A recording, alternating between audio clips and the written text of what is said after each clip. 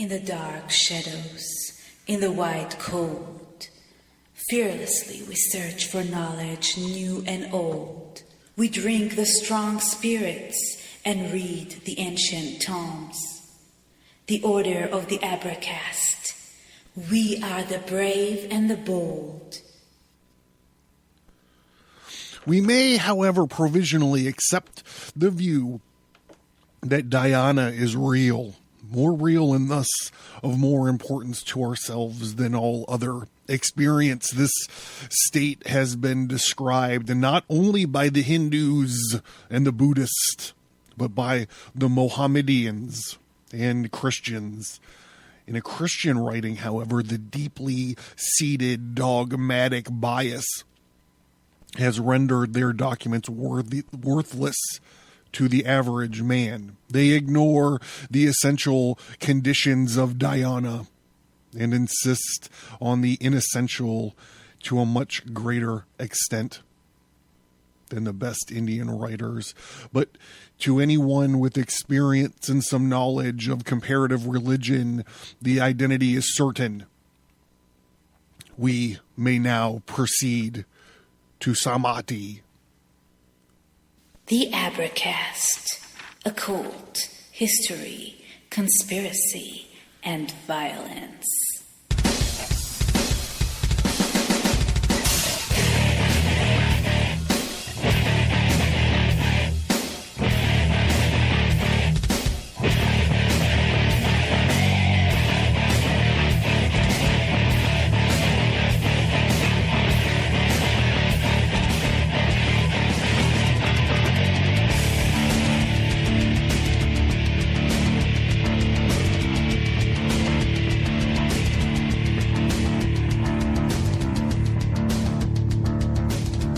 Please note the explicit content indicator. This means that I use adult language. I do not speak in a humorless, public radio hushed monotone. I am excited and enthusiastic about the information that I present and the topics I discuss. You will hear ice rattle in my glass throughout the show. On the show, I joke about bodily functions, sex acts, religion, and politics. The topics may seem random or scattered through the back catalog. A list of show topics in chronological order is provided on the featured topic link at Advertise.com. If any of these issues might trigger you, this might not be the podcast for you, and I wish you good luck finding a show more to your liking. It's that time again. The music is low. The party is over. The fire is dying down, and all the ordinary people passed out long ago. Now we are the only ones left. Oh, shit. Ah! So, hey, I'm John. This is the Advertise. Thank you guys for tuning in. I appreciate it. We are picking up our recent stretch here of Liber 4 by Crowley. We're going to be starting on chapter 7, which is called Samadhi. And while I was preparing for the show, I just kept thinking of that fucking live song, the I Alone Love You. You know that one. You know which fucking song I'm talking about. Anyhow, I have this thing, and I don't think I've ever talked about it on the show. I have a running playlist on Spotify. Whenever I mention a song on the podcast, I'll add it to the playlist. So what I was trying to do when I was raising all the ruckus trying to do is I was trying to put that I Alone song by Live on the Abercast playlist. Maybe I'll put the link to it in the show notes now that I've spilled the beans about its existence. But it is an eclectic compiling of music. I can tell you that right now. And you can see, I don't know how many songs are in here. Here, let me just breeze through, see if you guys can recall when I've mentioned or probably sang some of these songs. Bad Out of Hell, Blood and Thunder by Mastodon. Oh, Lady Gaga, of course. Eric Clapton. the OJs. I don't remember that one. Oh, that's the Money, Money, Money, Money Midlife Crisis by Faith No More. DMX is in here. Yeah, so if you want to, maybe it's time, that fucking cowboy song. Yeah, so I mean, that's something. I don't know why I'm talking about this. Oh yeah, because I ruined the intro of the podcast. Okay, so enough bullshitting. Let's get on with this. This is the last section of mysticism of Liber 4. Right after this chapter, which I said is chapter 7, we're getting into part 2 of book 4. And this is Magick Elementary Theory, which is fun because it meant, I don't know, maybe we'll even get into a little bit of it tonight. I'm not sure. So, before I get started, I'm sorry that the beginning of this episode is a fucking train wreck. God damn, Spotify. So summon your vessel of the art and join me in thanking my Subscribe Star and Patreon supporters. Thank you guys. Here's to you. Here's to those who have seen us at our best and seen us at our worst and can't tell the bloody difference. Here's to you.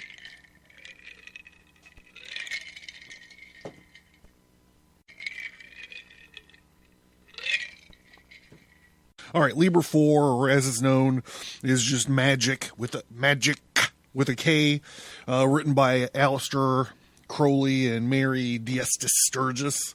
We did the preliminary remarks. We've been through that. We've done chapter Asana, chapter 2, the pranayama and its parallel in speech and mantra yoga.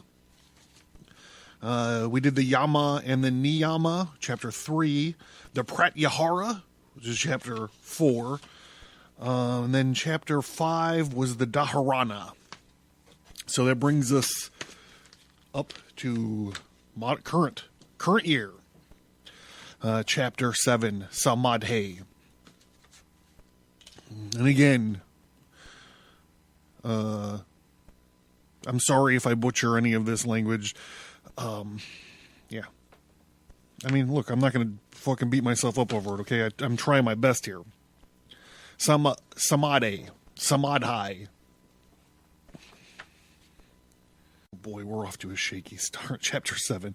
More rubbish has been written about Samadhi than enough. We must endeavor to avoid adding to this heap. Even Pratyanjali, who is extraordinarily clear and practical in most things, begins to rave when he talks of it. Even if what he said were true, he should not have mentioned it because it does not sound true. And we should make no statement that is a priori or improbable without being prepared to back it up with the fullest proofs. But it is more than likely that his commentators have misunderstood him. The most reasonable statement of any acknowledged authority is that of Vajna Valkaya, who says by pranayama impurities of the body are thrown out, by dharana the impurities of the mind, and by pratyahara the impurities of attachment, and by samadhi is taken off everything that hides the lordship of the soul. There is a modest statement in good literary form if we can only do as well as that. So here, I constantly find humor in Crowley's writings, and these first two opening paragraphs of this thing, I think, highlight some of this business. I think people take Crowley a little too seriously sometimes.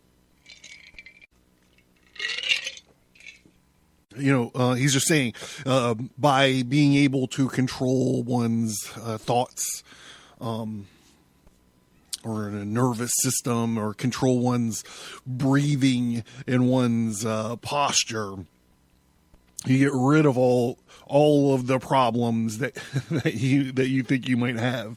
But this Samadhi, I'm going to struggle with this. This Samadhi takes everything that hides the lordship of the soul. So it's funny because I'm seeing it everywhere now. These links or these parallels with Gnosticism. A Gnostic would say something like that, right? Like the divinity of the soul is hidden by, this material body that you're imprisoned in this fucked up material plane that you're fucking stuck in. By the blind idiot god Yabhul Boath.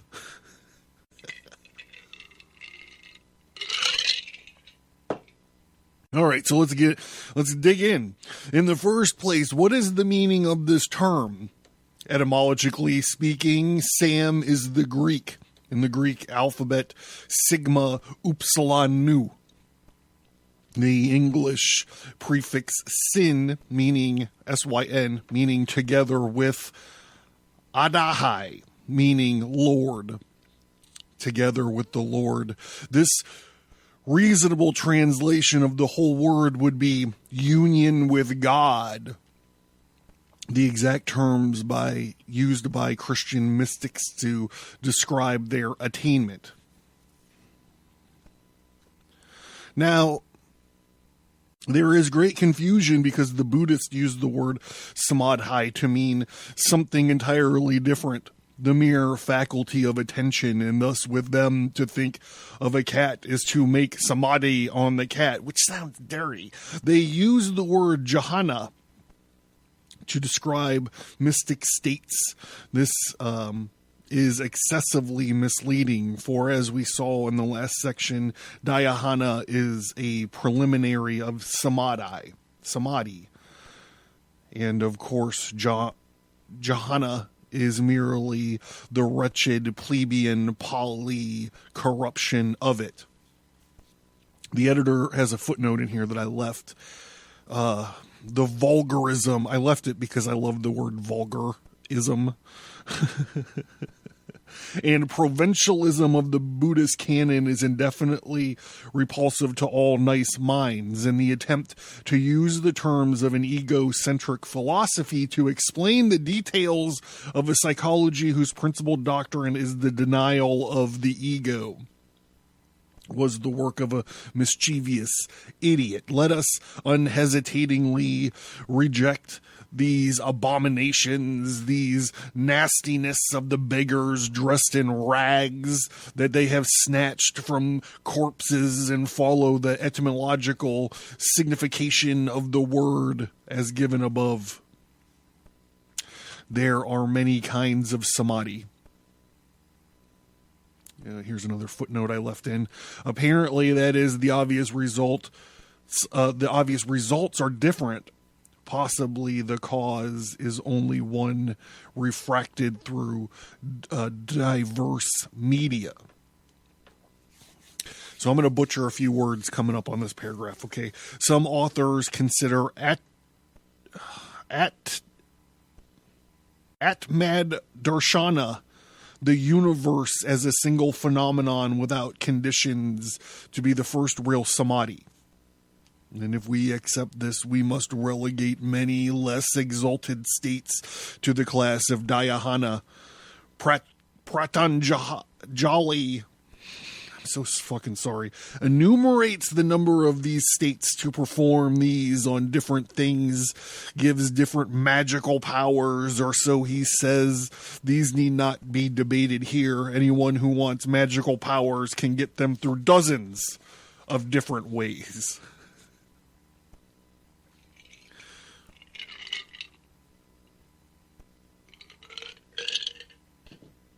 Example number 1. Power grows faster than desire. The boy who wants money to buy lead soldiers sets to work to obtain it. And by the time he has got it, he wants something else instead. In all probability, something just beyond his means. Such is the splendid history of all spiritual advance. One never stops to take the reward. We shall therefore not trouble that all about what any Samadhi may or may not bring us far as its result in our lives are concerned. We begin this book. It will be remembered with considerations of death. Death has now lost all meaning. The idea of death depends on those of the ego and of time, and these ideas have been destroyed, and so death is swallowed up in victory. We shall now only be interested in what Samadhi is in itself and is the conditions which caused it. This makes me think of, this reminds me of like Robert Oppenheimer when he was talking about the nuclear tests. And he's like, there's this famous clip of it. Find it if you want. It's a great clip. And he's talking about when he witnessed the first nuclear explosion. He's one of the guys that helped design these nuclear weapons. And he's talking about the people that were watching it with him. And he was like, some people laughed and some people cried. And he said, I thought of the sacred text, the Bhagavad Gita, when Vishnu came and talked to the prince to tell him to do his duty. And he took his multi-armed form and said, now I have become death, destroyer of worlds.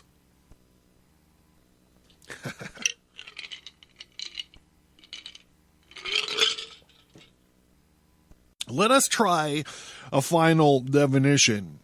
Dhyana resembles Samadhi in many respects. There is a union of the ego and the non-ego, and the loss of the senses of time and space and causality. Duality in any form is abolished. The idea of time involves that of two consecutive things, that of space, two non-coincident things, that of causality, and two connected things. These Dianetic conditions contradict those of normal thought, but in Samadhi they are very much more marked than in dhyana.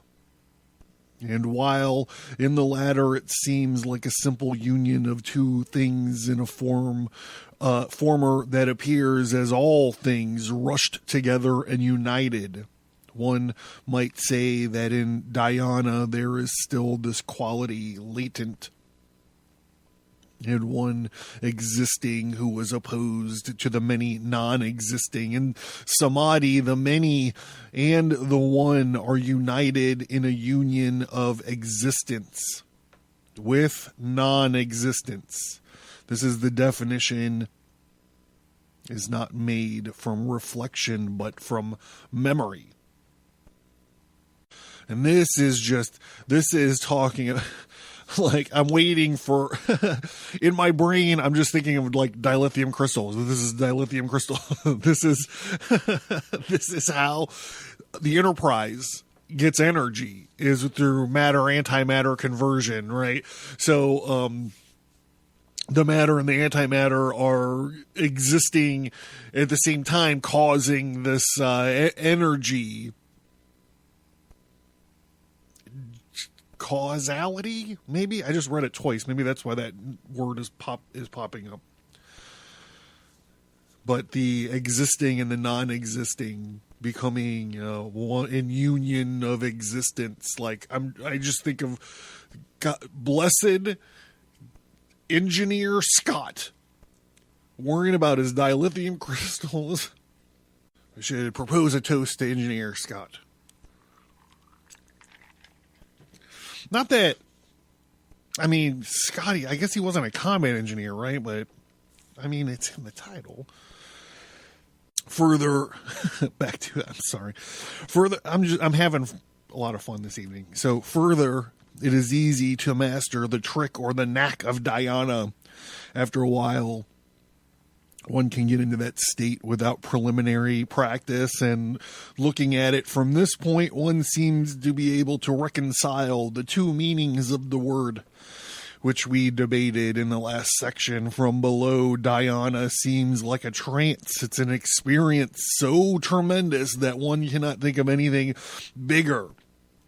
While from above, it seems merely a state of mind as natural as any other frater P, I think, which is a pen name that Crowley is using at this time. Before he had Samadhi, wrote of dhyana perhaps as the result of an intense control. A nervous storm breaks. This we call dhyana. Samadhi is but an expansion of this, so far as I can see. Unquote. 5 years later, it's a 5-year mission. 5 years later, we must explore strange new worlds and seek out new life and new civilization. I'm sorry. After 5 years, we would not take this view. He would say perhaps dhyana was a flowing of the mind in one unbroken current from the ego to the non-ego without consciousness of either. Accompanied by a crescent wonder and bliss, we can understand how that this the natural result of dhyana, but he cannot call dhyana in the same way as the precursor of samadhi. Perhaps he does not really know the conditions which induce samadhi, but he can produce dhyana at will in the course of a few minutes' work, and it often happens with apparent spontaneity. With samadhi, this is unfortunately not the case. He probably can get it at will, but he cannot say exactly how or tell how long it might take him. He cannot be sure of getting it at all. One feels sure that one can walk a mile along a level road. One knows the conditions, and it would have to be very extraordinary set of circumstances that would stop one. But though it would be equally fair to say that I have climbed the Matterhorn, and I know I can climb it again. Yet there are all sorts of more or less probable circumstance which any one of which could prevent success. So when Crowley says here that he climbed the Matterhorn, I think he fucking did. He was a pretty world-renowned mountain climber. So I can't imagine he just fucking said that to say it. Now, like I've said many times, you know, you can go to many podcasts and hear stories of Aleister Crowley or any of these guys. We try not to do that here. We try to focus on their work. But every now and again, I got a joke about Crowley being an avid golfer.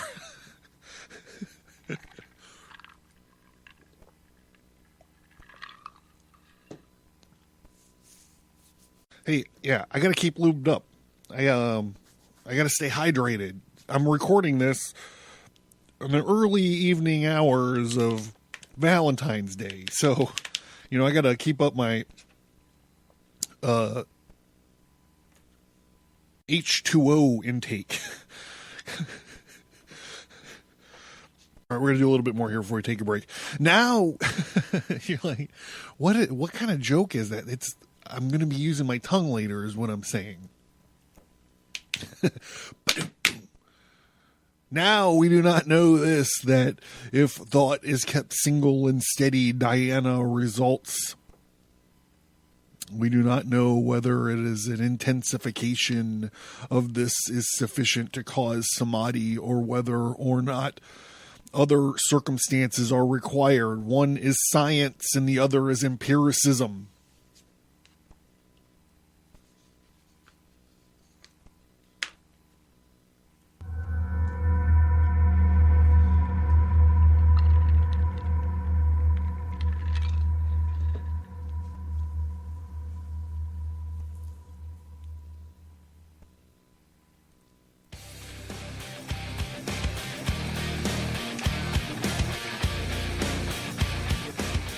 Hi everyone, I'm Jess, and I host the podcast Shoes, Booze, and Tattoos.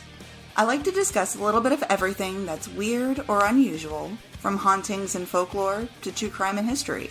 I'm not only a podcaster, but I'm also a practicing witch, so I've made sure to dedicate a few episodes to the subject and dispel some of the common misconceptions about the craft. So if this sounds like your cup of tea, you can find Shoes, Booze, and Tattoos anywhere you get podcasts. And remember that booze is spelled B-O-O-S. I hope to see you all soon. Bye!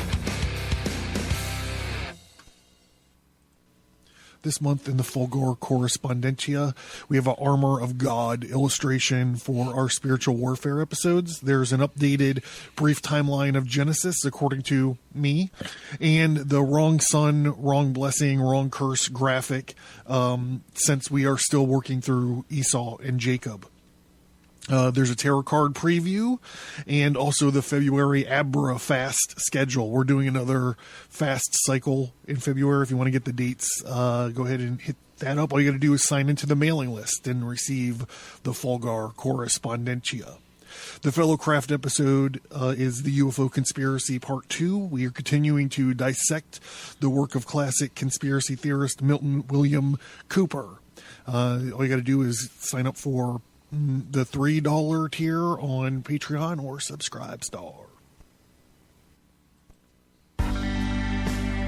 Learn more at abracast.com. Get bonus content by signing up for the mailing list. Get all that plus many exclusive episodes by supporting the show at patreon.com or subscribestar.com.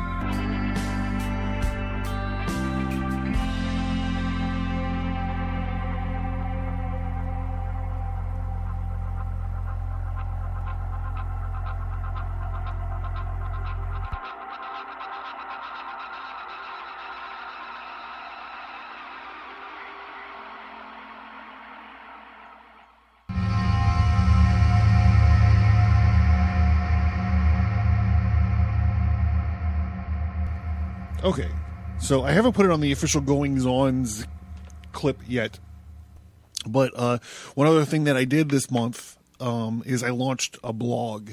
So if you go to Advertise.com, you can hit the blog link and go. I'm going multiple times a week. It's going to be literally like, this is like the soft open. It'll be like it'll be the fucking hard open next month, right? But there's some stuff on there. A lot of the tarot card stuff for my deck that I'm designing is up there. Some hints about the big secret. So yeah, check out the blog. Let me know what you think. And if you are a weirdo, which you probably are since you're listening to this, it has come to my attention that other people might like to contribute to blogs. I didn't know that was a fucking thing. I'm not a blog guy. So if you are out there and you're a creative type or you're a writer or you want to, I don't know, get published on a blog for a podcast that talks about the occult, conspiracy, history, and violence, that's out of order. Shoot me a line. I'll be happy to put your stuff up. I will take all the help I can get, my friends. Back to this thing. Let's see where we are. One author says, unless memory deceives, that 12-second steadiness is Dharana, 144 Dharana in 1728 Samadhi. Oh boy. And Vivekananda, commenting on Patla Jalali's, makes Dhyana the mere prolongation of Dharana. But he says further, I suppose if I were meditating on a book and I gradually succeeded in concentrating the mind of it and perceiving only the internal sensation, the meaning unexpressed in any form, that state of dhyana is called samadhi. And other authors are inclined to suggest that samadhi results from meditating on subjects that are in and themselves worthy. For example, Vivekananda says, think of a holy subject, and explains this as follows. This does not mean any wicked subject. Frater P, which again I think is a pen name that Crowley's using at this time, would not like to say definitely whether he ever got dhyana from common objects. He gave up the practice after a few months and meditated on the chakras, etc. So the chakras are like these 7 points along your spine. And like each one corresponds to, I guess, an organ, right? So I have one tattoo I never talk about, and it's like these 7 things on my spine. And it's sort of based, I'm not going to say it's all based on the chakras, but it's sort of based, that's why there's 7 of them. But so there's like the crown chakra, which is like the highest chakra. So maybe I should start at the bottom. The bottom is the root chakra, and it's like it's the energy of your butthole. I'm never going to talk about butthole energy and not snicker. So anyhow, it goes like your root chakra, like your groin chakra. So maybe I should figure this out before I start talking shit about it. All right, no, I'm just going to do it. So it's your root, which is the red one. It's like the dragon of your kundalini. This all has to figure in with sex magic too, unleashing your kundalini and all this stuff. So there's the root chakra, and then there's your groin chakra, like I'm not going to say that your butt energy isn't like an erogenous zone or whatever, but like your reproductive area, your reproductive chakra. You guys probably know what it's called better than I do. And as I'm sitting here talking about it, I'm trying to remember this stuff. I'm just like straightening my spine. So I gotta, okay. So yeah, imagine me sitting in my studio trying to do this. So 1, 2, and then it goes up. And it's like your solar plexus is a chakra. So like that pointy bone, like right in the middle of your rib cage, like that would indicate one chakra. And then like I guess like right on your spine, like where your heart, on the same level of your heart would be another. So 1, 2, 3, 4. And then there's a throat chakra that helps with like your communication and stuff. So 4. No, so your throat would be the 5th one. Then like your pineal gland, or like where your third eye is, would be the 6th chakra, and then like the crown of your head would be the 7th chakra, the crown chakra. And so when we talk about, all right, so now I'm hunchbacked over so I can, my normal sitting position is crouched over like the fucking crypt keeper. So when you're talking about the chakras as it's concerned with sex, maybe I should have someone on to talk more about this. So I'm not talking out of my root chakra. But so there's this Kundalini serpent, and it's likened to like the wand of Caduceus, that has the snake wrapped around it.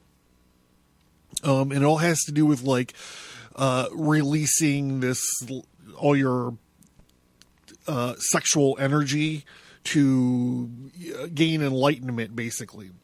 So here, okay, so that was a long screed on just this one mention of chakras. So, okay, well, I promise I'm going to have someone on. We're going to get to the bottom of all this Kundalini chakra nonsense, okay? Just bear with me. Hint, hint. Also, his dhyana became so common that he gave up recording it. But if he wished to do so in this minute, he would choose something to excite his godly fear, or his holy awe, or his wonderment. So there's a footnote I left from the editor in here. It is rather a breach of the skepticism, which is the basis of our system, to admit that anything can be in any way better than another. Do it thus. A is a thing that B thinks wholly, and it is natural, therefore, that B to meditate on it. Rid of the ego, observe all of your actions as if they were another, and you will avoid 99% of the troubles that await you. Back to it. There is no apparent reason why. I feel like I'm still misaligned here. There is no apparent reason why dhyana should not occur when thinking of any common object of the seashore, such as a blue pig, but Frater P's constant reference to this as the usual object of his meditation need not be taken au pied de la lettre. I don't know what that means. I don't speak French. I've spent some time in France. I've observed the French ladies with the armpit hair. Not all of them, you know what I'm saying.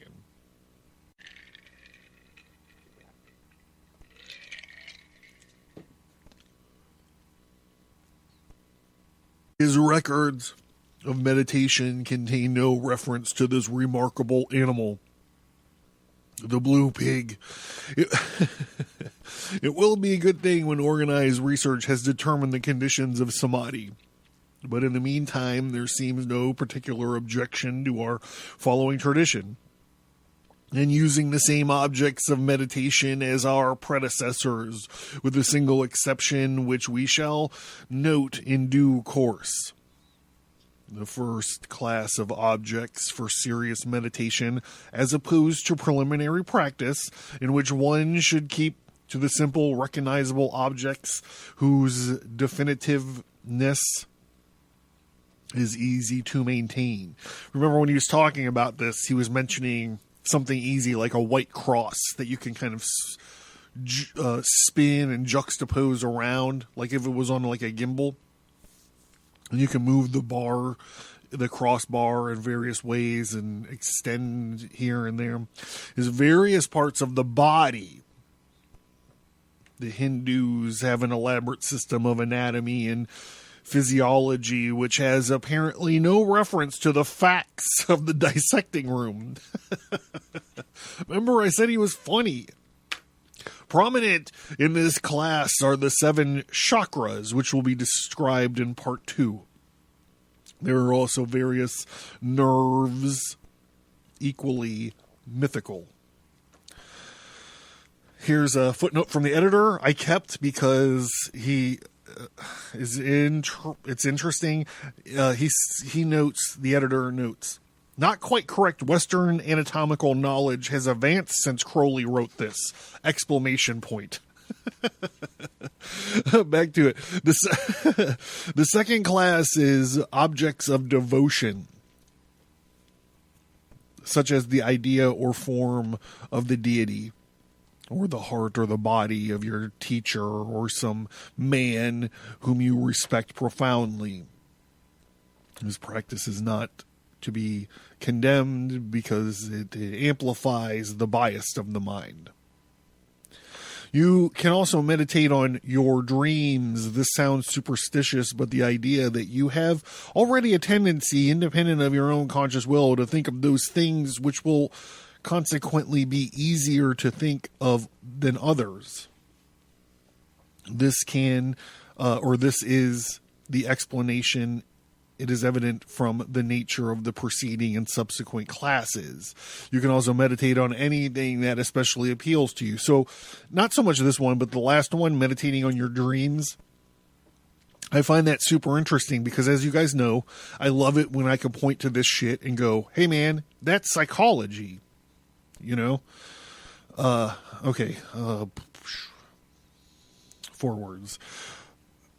But in all, This one feels inclined to suggest that it will be better and more convincing if the meditation is directed to an object which in itself is apparently unimportant. One does not want the mind to be excited in any way, even by adoration. I'm skipping ahead a little bit. At the same time, one would not like to deny positivity. It is very much easier to take some idea which the mind would naturally flow. The Hindus assert that the nature of the object determines samadhi. That is, the nature of those lower samadhis which confer the so-called, quote, magic powers, unquote.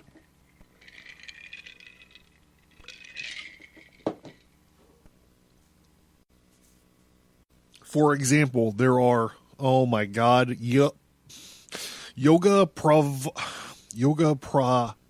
pravriti, which is meditating on the tip of the nose. Just the tip, though.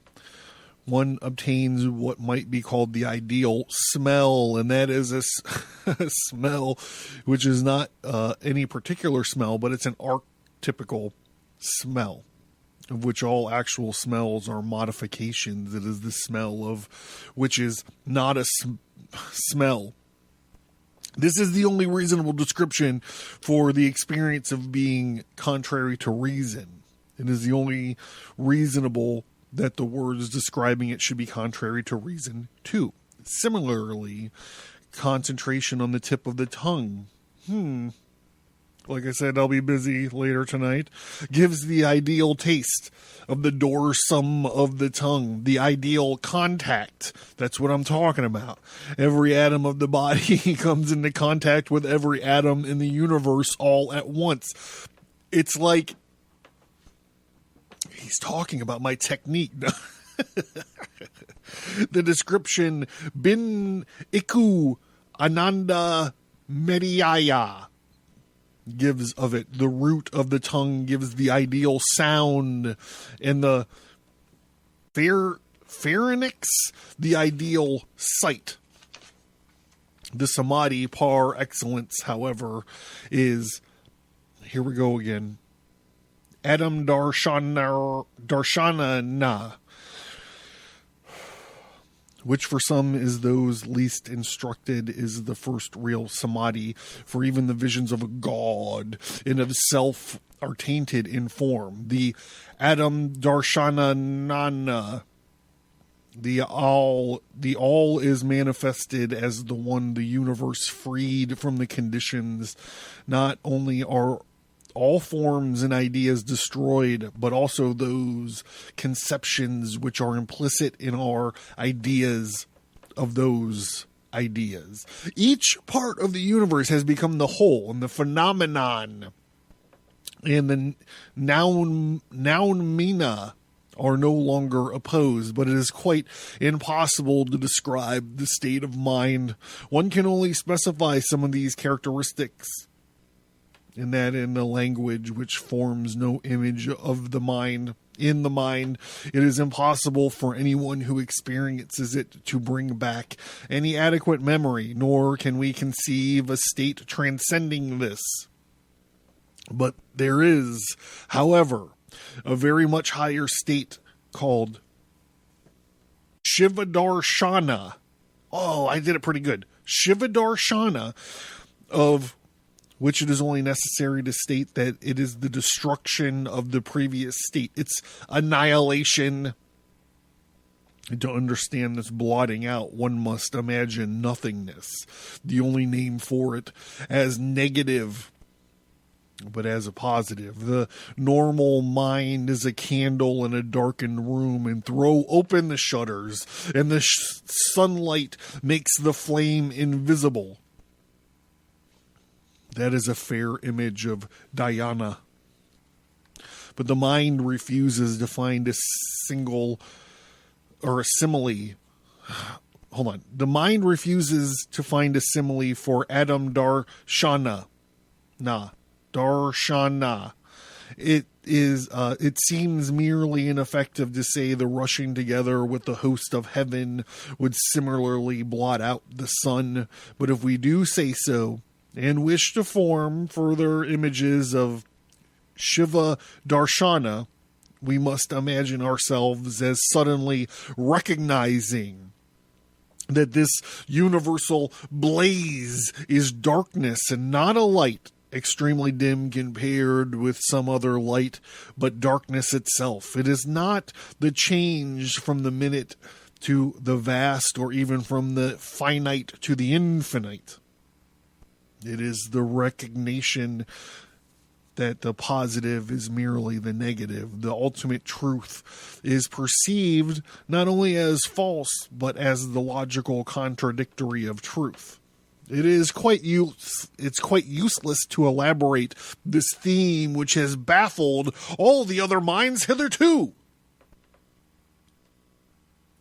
We have tried to say as little as possible rather than as much as possible. Still further from our present purpose would it be to criticize the innumerable discussions which have taken place as to whether this is the ultimate attainment or what it confers.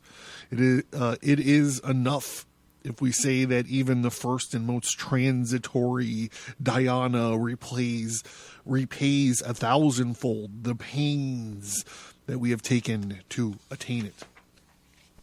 And there is this anchor for the beginner.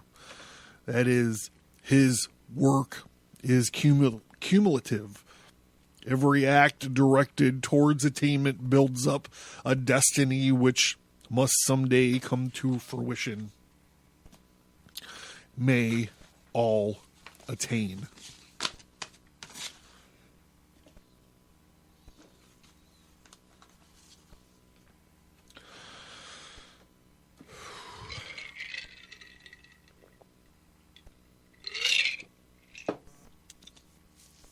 All right, guys. I'm John. This has been the Advertise.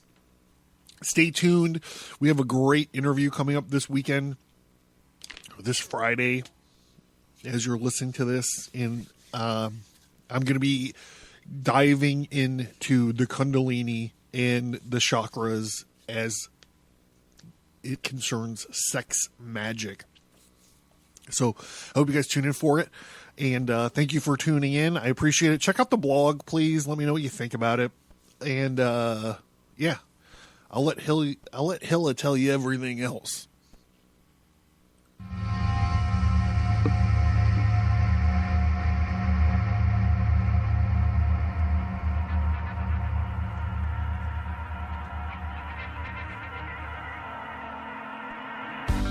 Thank you for listening to this episode. Send an email or visit us on social media to let us know what you think about this topic. And please remember to leave a 5-star rate and review.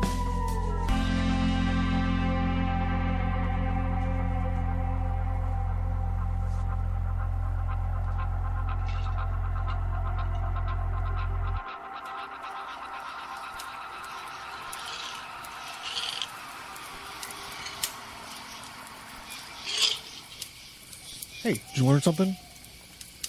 Did you laugh? Supporting me is a way for you to be a part of the Advertise and ensure its growth and sustainability.